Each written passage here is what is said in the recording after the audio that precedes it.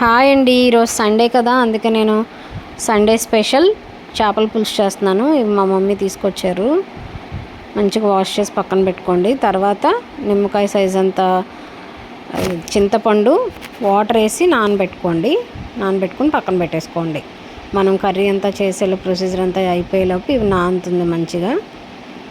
So 2 onions తీసుకున్నాను, 2 టమాటాలు, ఒక 4 పచ్చిమిర్చి తీసుకొని మంచిగా వాష్ చేసుకొని పెద్ద ముక్కలు కోసి మిక్సీలో వేసి మిక్సీ పట్టుకోండి పేస్ట్ లాగా.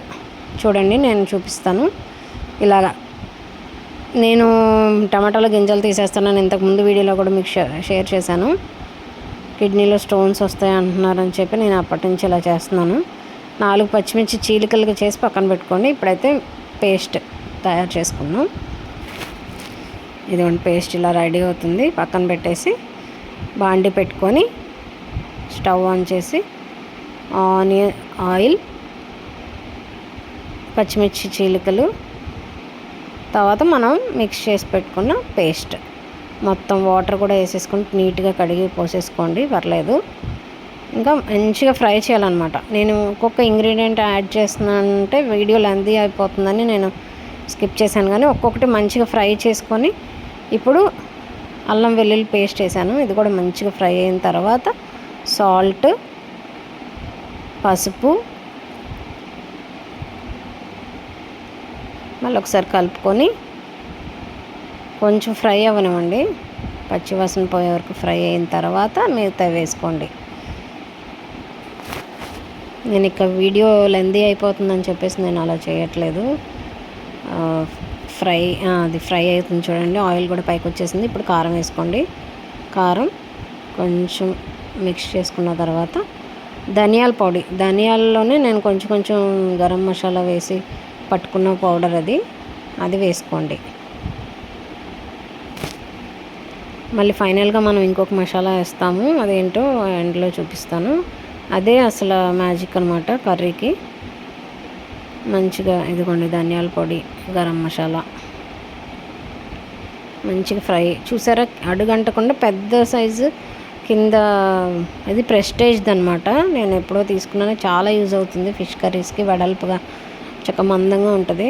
కింద అడుగంటకుండా ఉన్నది తీసుకోవాలి. ఇది పేస్ట్ కదా, మళ్ళీ కింద అడుగంటుకుపోతుంది.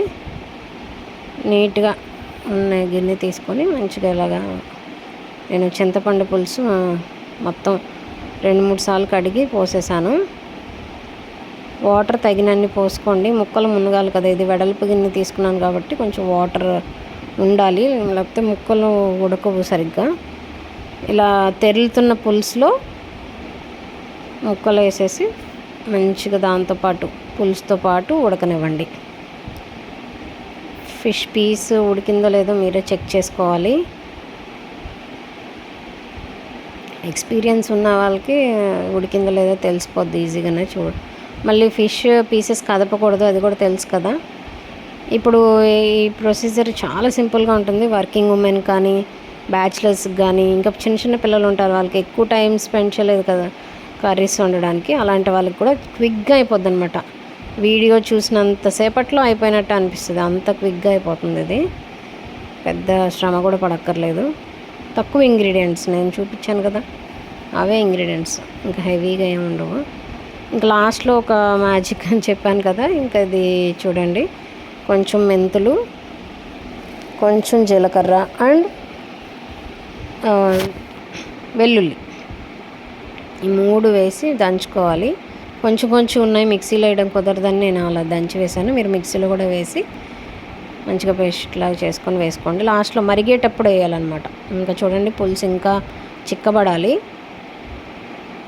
మంచిగా ముక్కలకి పులుసు మసాలా కారం అంతా పట్టేలాగా మరగనివ్వాలన్నమాట. ఇంకా ఫైనల్ స్టెప్ వచ్చి తెలిసిందే అందరికీ, కొత్తిమీర వేసి గార్నిష్ చేసుకోండి.